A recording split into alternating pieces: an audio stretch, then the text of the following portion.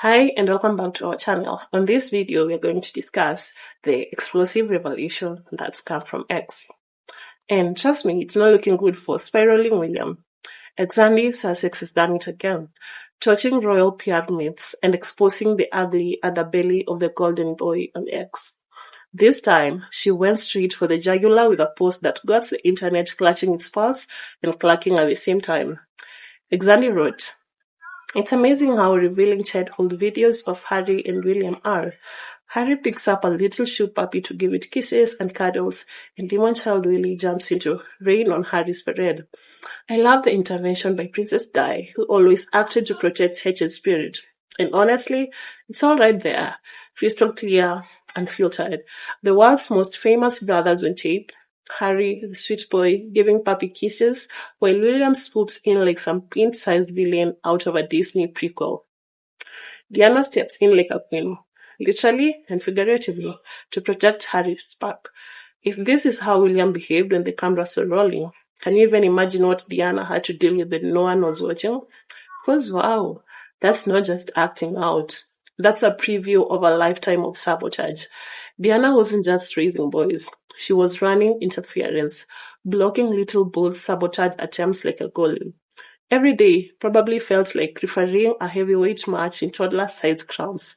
I don't want it, but you can have it. That's William's signature energy. Plain as day. His behavior absolutely screams that line, you know? And honestly, that's not just a bratty face. Nah, that's a whole world view. If it's yours, I'll run it. If it's mine, I'll hold it.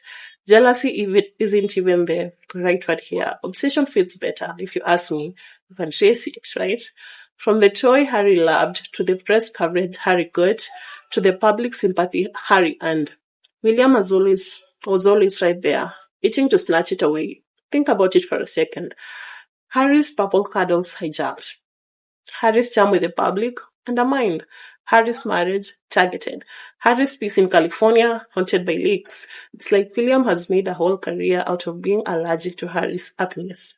This isn't just sibling rivalry anymore. It's a brand. It's the William way. If Harry shines, dim the light bulbs. If Harry speaks, crank up the palace smear machine. If Harry breathes, leak a memo to the Daily Mail. Let's be blunt here. The signs were always there, weren't they? Demon child vibes from the jump. No one saying William sprouted horns at birth. But let's not act like this is a man who suddenly changed overnight. He didn't. The behavior evolved with him. Diana saw it. She tried to mitigate it. She tried to protect Harry from it.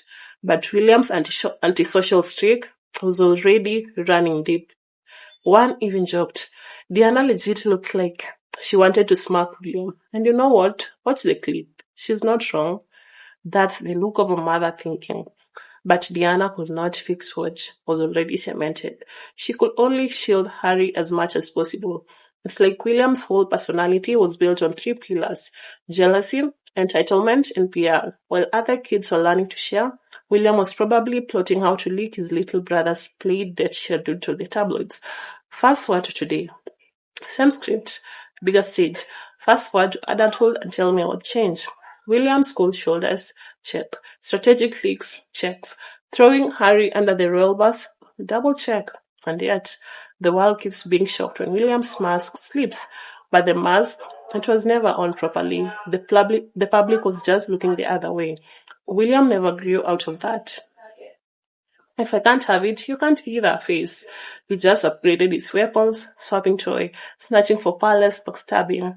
playground tantrums for briefing wars, and eye glares for full-scale global smear campaigns. He's become the king of silent treatment, the master of shade by press leak, the crown prince of cold shoulders. He doesn't argue with Harry face to face. He outsources it to tabloids. He doesn't debate. He detonates. Let's call it what it is. William has been editing his brother's life story since day one. First with puppy sabotage, later with press manipulation. What's wild is that the villain edit isn't even done by Netflix or Harry's memoirs. William's writing it all by himself, live and in HD. Even the public is catching on. The golden air PR bubble is deflating faster than one of these rare smiles. The narrative of responsible William versus reckless Harry doesn't stick when receipts of William's petty streak are all over the internet. The palace said no more, but he's the heir. We see William, we see the pettiness, we see the jealousy, we see the press games, we see the demon child all grown up, still trying to rain on Harry's parade. Only now, the stakes are global, and the puppy's been replaced by a full-blown human being with a wife, kids, and his own life. The internet has clocked it.